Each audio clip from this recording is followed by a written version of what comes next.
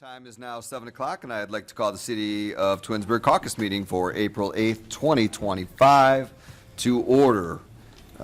Shannon, please call the roll. Mr. Post? Here. Mr. Bellin? Here. Mr. Fury? Here. Mrs. Walker? Mrs. Labby? Here. Mr. Bonacci? Here. Mr. Barr? Here. All right. Do we have any presentations this evening? We do not.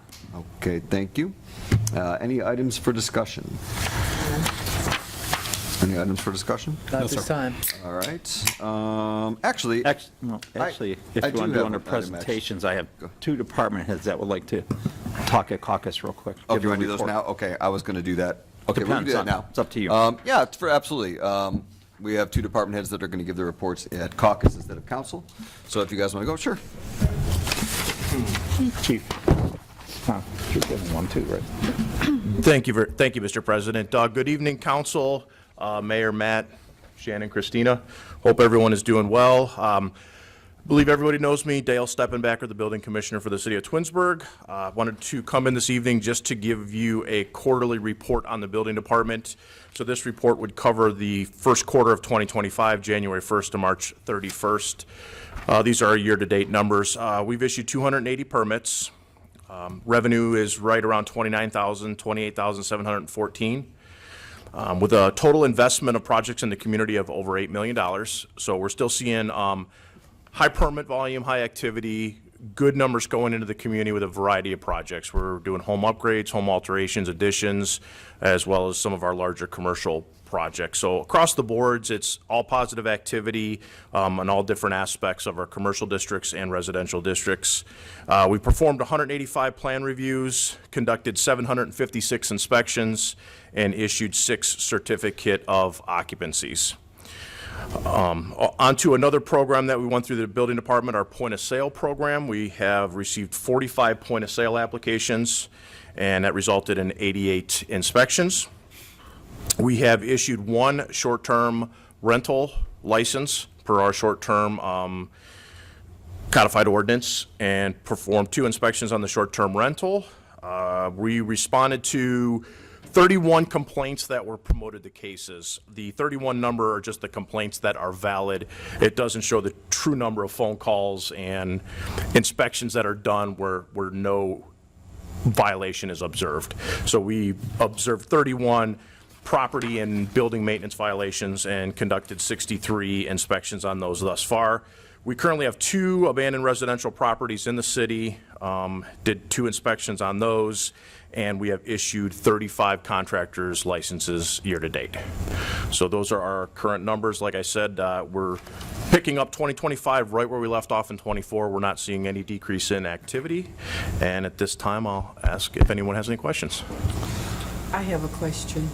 There's this house on, I think it's on Shepherd Road, and they're the ones that have like the goats and the chickens and the ducks and all of that. I drove down there, and I didn't see any activity. So does that mean that they don't have like any ducks or goats or, they had a lot of animals on. Dale, it's about 6 houses up on the left side if you were going from the drive-through down Shepherd. Jason was doing weekly visits there. Didn't mean to cut you off, Daisy, Oh, that's but okay. That's I okay. recall this from a few years ago. So there's records that were done. There were things going on when you weren't here. But Jason would know all about this. And I think it's legal to have chickens in Twinsburg now because we added them to the code when we did the I don't know about goats. Don't know anything about goats. I didn't see any goats, I just saw the chickens. Okay, chickens are okay now. Chickens and bees, we're allowed to have those. Okay, all right. Yeah, what I will do is let me get familiar with the property, confirm the address, and look at the previous activity, and then I'll put together a quick email and address it to council. Seriously? Okay, fine. Perfect. Thank you. Thank you, Dale. And the only other thing I have is, I know in the City of Twinsburg here, we don't do any type of inspections or anything with long-term rentals, correct? Correct. Correct. I would love to have a conversation with you about that at some point. Okay. Moving forward. Okay. Just Did that. just have a conversation. Absolutely. You want to reach out to me and Yeah, I'll reach out to you, but I do think that's something, as a rental guy, I think it, just something to consider. And Yeah, so absolutely. I want to talk to you about that. Okay, yeah, But- reach out to me and we can set up a date and time and we can talk about it. About a dozen years ago, we did have a rental inspection that when Mr. Scafidi and I were here, and we might have been the only people here at that time, and it was passed, and then there were some challenges with access that ended up. So again, laws have changed, but again, there is existing paperwork on this that I'm sure that Shannon could find. Yeah, we repealed it due to federal laws. Yes. That were conflicting at the time. And again, yeah, so we had something, so maybe that would be a good starting point, since, again, you weren't here, and I don't believe you were here, to Right. review that and see if you wanted to do that, how you would change it to make it legal. Right, okay, That was years ago when Russ Rodick was our building official. right. Because I have rentals in 2 different cities, and I pay to have all 12 inspected every year, or every couple of years, and as much as a landlord, I don't like it, because it's annoying and it's expensive. I do think it's good because it lets the tenants know that it is safe. They do find things at times that I don't know about because I'm not in the house all the time, and when they go through, they're like, oh, this happened, and things that I don't know happen. That is good for safety. And, Yeah. And I just think that, I think it's good. you know? I mean, I could say I'm definitely an advocate for affordable, safe housing. Right. It's something we can definitely look at what happened in the past and see what we can do moving forward. Yeah, I'd have to figure out that, the federal law that was, I don't know if you, unless you already can go back and find that, Shannon. I'm finding it to send to you guys. Okay, if you could send it to us, that'd be great, to see if it's even around, because if that law has changed over the last 12 years, it's just, at least it's conversation for something in the future. Absolutely. So, Yep, all right. let me know. We can sit down and talk. Okay, Okay, thanks. thank you. Thanks, Dale. Thanks, Dale. Thank you, Dale. Thank you. I think Who's that's next? it. Nothing. No That's report it. tonight? No. Okay. All right. Well, welcome to Caucus. All right. I didn't have an item for discussion. I just want to mention that next week, I asked Shannon last week to draw up a resolution, not an ordinance, a resolution. It would, that one, Well, the one would be an ordinance, it would be an ordinance followed by a resolution. followed by a resolution. I want to, I may have mentioned to some of you, I'm not sure, when we did the interviews for Parks and Rec, and I believe at one point, one of our residents who applied as a returning candidate was put on inadvertently as a new candidate. And because of that, I think that she was perhaps overlooked. And because of that, I don't want it to be at any way or shape or form our fault that she did not get put back on. I know she's been in, she was just made vice president and whatnot. And so because of that, I'm asking Shannon to make up legislation that we will change Parks and Rec to add one person for this year, and then we will follow that up with adding her name to it. I would like to do that because if it was an error on our end, we should do right by our resident. I think the fact that we have the residents that want to be involved, I think we shouldn't turn them away, especially if it was, that doesn't mean we can certainly have any resident we can grow all these numbers, but if it was our fault, I do want to rectify that, at least for this time, add one person to the board, add her name, and then we can go back to that when we lose someone to attrition or to whatever reason as someone leaves the board. So that's what's going to be for next council meeting. I just want to let you all be aware of that. Okay?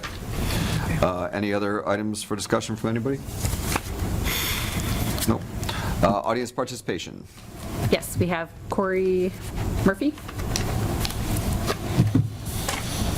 Hi. If you could just state your name and your address, please. Thank you. Good evening, Mr. Mayor, members of the council, and fellow residents of Twinsburg. My name's Corey Murphy. I live on 9709 Chamberlain Road. I provided a hard copy of a document with some talking points on it. I am the author of that document, and I apologize for using the Twinsburg logo. I'll remove that in any future uses of that document. My family and I moved here in August of 2024. We came here from San Diego, California, drawn by the proximity of loved ones, incredible schools, and most importantly, the opportunity for our kids to play in the woods.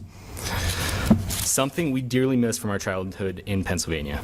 My kids are thriving thanks in no small part to the Twinsburg City School District, the teachers and staff of Dodge and RBC, and also in no small part to the city that this organization has put together. I thank you all for welcoming us to your city.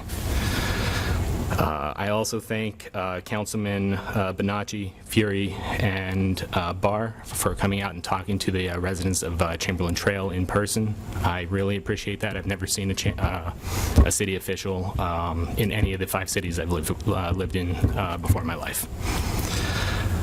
As you can tell, I am not much for speech making. I'm here to raise my concern about Resolution 4025 tonight. Please bear with me on this. This plan threatens to destroy. Sorry.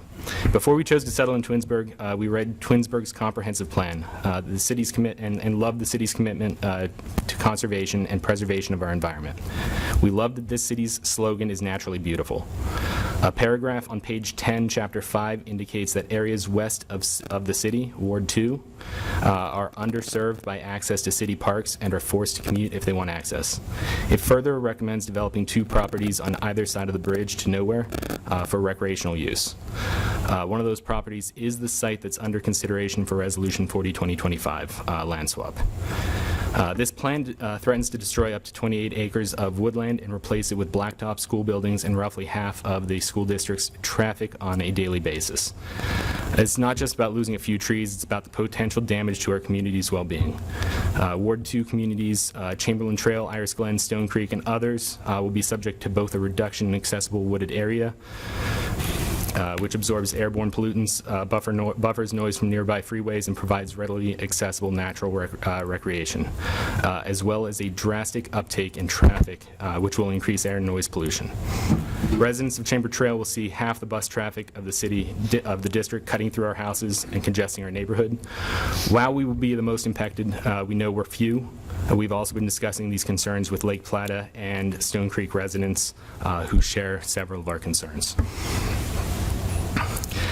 As I've looked into this issue, I've found Twinsburg Ordinance 1107.05, riparian overlays, which pointed me towards the Summit County Environmental Viewer as ground truth for riparian overlays. This tool clearly shows the presence of riparian setbacks and riparian drainage areas located on the site of the Tiger Legacy project that it intends to build. Additionally, it shows the presence of defined wetlands on the location of the main entrance to the new K-6 school. The city's comprehensive plan and the city ordinance state that the building in these locations is not allowed. Additionally, section 112301 site plan review requires safeguarding of uses and values of adjacent properties. We have yet to hear from TCSD how they intend to uphold this requirement for our properties.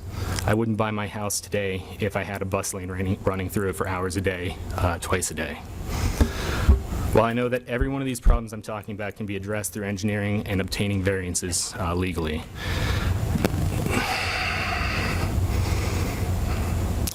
a related concern that I have is that regardless of how many times we bring this information to the superintendent, business manager, and TCSD board, all Tiger Legacy products released to the public fail to acknowledge this information. I believe there's a real risk to this project falling through once TCSD looks into Twinsburg and Summit County regulations.